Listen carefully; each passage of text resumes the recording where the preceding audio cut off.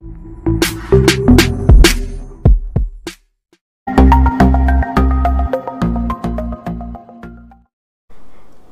అండి, ఎలా ఉన్నారు అందరూ? బాగున్నారా? నేనైతే బాగున్నానండి. మీ అందరికీ అమ్మవారి ఆశీస్సులు ఎల్లప్పుడూ ఉండాలని కోరుకుంటూ, అయితే ఈ సోమవారం రోజున ఒక ప్రత్యేకమైన దీపం, స్వామివారికి ఎంతో ఇష్టమైన నారికేళ దీపారాధన చేస్తే విశేషమైన ఫలితం కలుగుతుంది.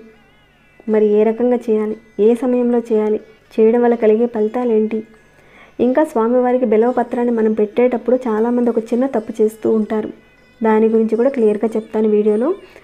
ముందుగా ఈ సోమవారం రోజున ఉదయాన్నే చక్కగా నిద్రలేచి శుచిగా స్నానం చేసుకొని ఈ దీపారాధన చేసుకోవాలి. కానీ సాయంత్రం వేళల్లో చేసుకుంటే కనుక మరింత ఫలితం ఉంటుంది. కాబట్టి సాయంత్రం పూట కూడా మీరు ఒకసారి కంఠస్నానం చేసుకొని ఈ పూజ స్టార్ట్ చేసుకోవాలి. పూజా మందిరంలో కానీ, లేదంటే తూర్పు దిక్కుగా కానీ, ఈశాన్య దిక్కులో కానీ, లేదా పడమర దిక్కు కానీ పీట వేసుకొని ఆ పీట మీద చక్కగా క్లాత్ పరిచి ఆ పీట మీద అర్ధనారీశ్వరుడు యొక్క చిత్రపటం పెట్టుకోండి. లేదంటే మామూలుగా ఈశ్వరుడు పటం ఉన్నా కానీ పెట్టుకోండి. అలా మీ దగ్గర చిత్రపటం ఉంటే కనుక పెట్టుకోండి. ఇక శివలింగం ఉంటే కనుక మరీ మంచిది. శివలింగానికి అభిషేకం చేసుకుంటే చాలా మంచిదండి. అది ఎలా చేసుకోవాలో కూడా చెప్తాను ఇక్కడ. అలా పెట్టుకొని అటువైపు ఇటువైపు నిత్య దీపారాధన కుందులు పెట్టుకోవాలి. ఇక అలానే మొదటి పూజ విఘ్నేశ్వరుడికే కాబట్టి విఘ్నేశ్వరుడి విగ్రహాన్ని కూడా అక్కడే పెట్టుకోవాలి. ముందైతే ఒక కొబ్బరికాయని తీసుకోండి, దాన్ని 2 ముక్కలుగా కట్ చేసి ఉంచుకోండి. కాలభైరవ స్వామి వారికి అనుకోండి, ఈ నారికేళ దీపాన్ని వెలిగించేటప్పుడు ముందుగా పసుపు రాసి, అంటే ఆ కొబ్బరి చెప్పులో పసుపు రాసి దీపారాధన చేస్తారు. ఈ పూజను సోమవారం సాయంత్రం ప్రదోష కాలంలోనే ప్రారంభించాలి.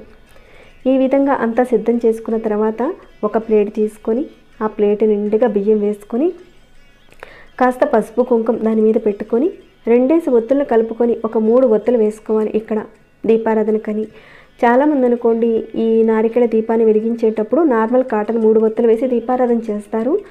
కానీ మాకు తెలిసిన ఒక పూజారి గారు చెప్పారు, మామూలుగా కాటన్ ఒత్తులు వేసి దీపారాధన చేసేదానికంటే కూడా అరటినార ఒత్తులతో దీపారాధన చేస్తే చాలా మంచిదని అన్నారు.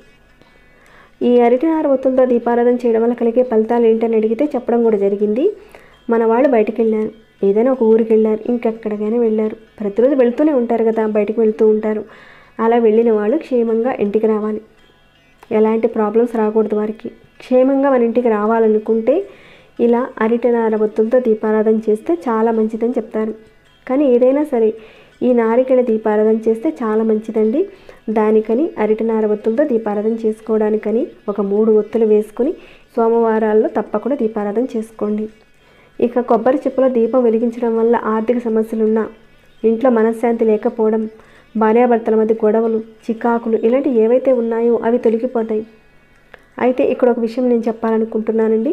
ఇలా పరిహారాలు మనం ఫాలో అయితే తగ్గిపోతాయా అంటే ఒక చిన్న మాట, మనం పూజలు చేసే ముందు మనందరం కూడా ఖచ్చితంగా తెలుసుకోవాల్సింది ఏంటంటే మనలో మార్పులు, మంచి నడవడిక, మన దినచర్యలో మార్పులతో మనం ఉండడం వల్ల ఖచ్చితంగా ప్రతి ఒక్కరి జీవితంలో కూడా మార్పు కనపడుతుంది.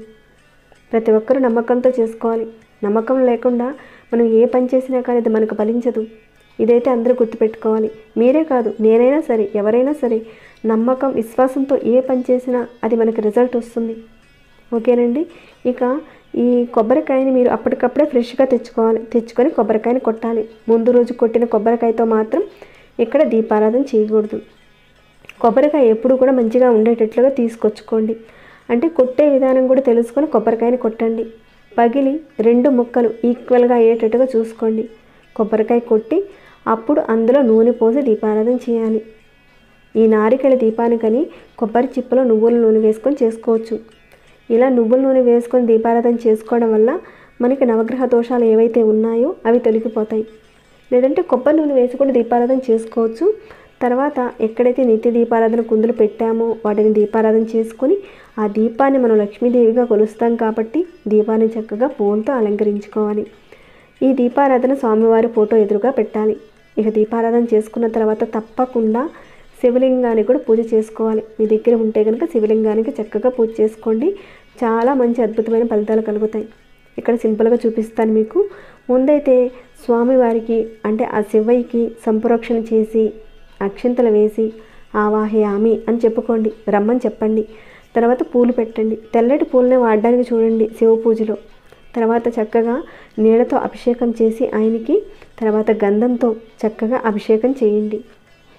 గంధంతో అభిషేకం చేసిన తర్వాత మళ్ళీ నీళ్ళతో అభిషేకం చేయాలి. ఆ తర్వాత తేనెతో అభిషేకం చేయాలి. ఇవన్నీ మన ఇంట్లో చాలా వరకు అవైలబుల్గానే ఉంటాయి కాబట్టి ప్రతిరోజు కూడా ఈ విధంగానే శివాభిషేకం చేసుకోవచ్చు. కానీ ప్రతి సోమవారం చేసుకుంటే చాలా మంచి ఫలితాలు ఉంటాయి. ఒక్కో పదార్థంతో మనం చేయడం వల్ల ఒక్కొక్క ఫలితం వస్తుంది. తేనెతో అభిషేకం చేసి మళ్ళీ నీళ్ళతో అభిషేకం చేయాలి. తర్వాత కొబ్బరి నీళ్ళతో, తర్వాత విభూతితో,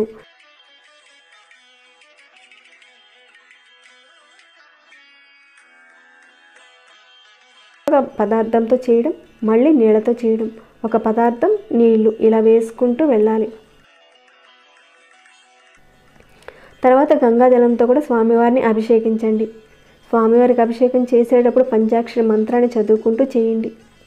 ఇక నీళ్లతో చక్కగా స్వామివారిని మళ్ళీ అభిషేకం చేసి తుడిచి కాస్త విభూతిని బొట్టుగా పెట్టి ఆయనకి చక్కగా ప్లేట్లో పెట్టి తర్వాత ఒక బిల్వపత్రం అనేది తీసుకొని ఆ బిల్వపత్రానికి కాస్త గంధం రాసి ఇక్కడ మీరు చూసిన విధంగా బిల్వపత్రాన్ని బోర్లించి నేను చూపించిన విధంగా స్వామివారి శివలింగం మీద ఈ రకంగా పెట్టాలి.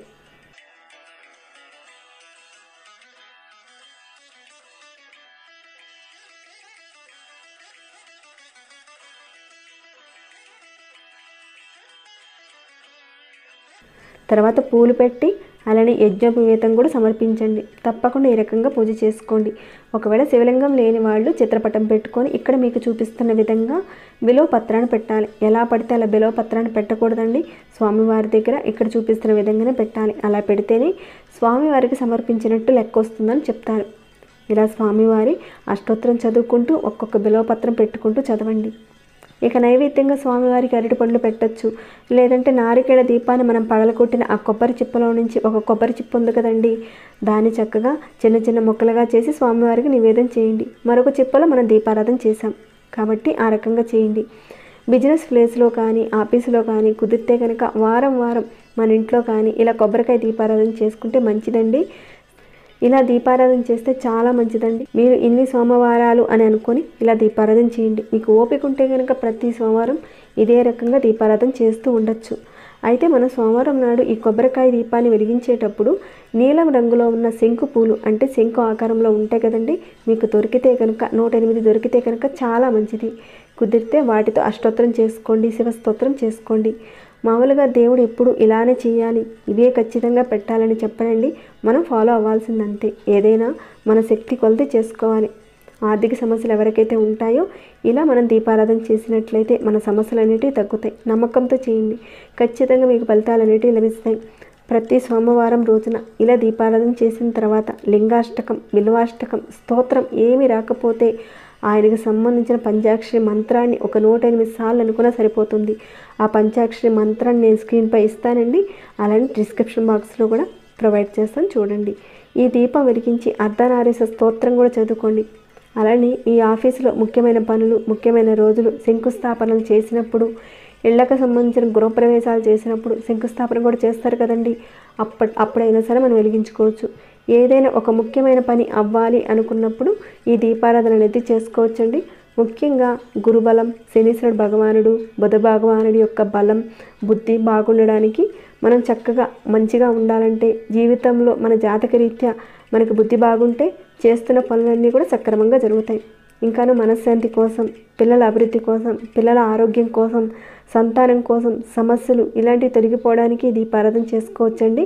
కాకపోతే మీరు ఒక సంకల్పం చెప్పుకొని ఖచ్చితంగా చేసుకోండి. ఇన్ని వారాలు అనేది చేసుకోండి.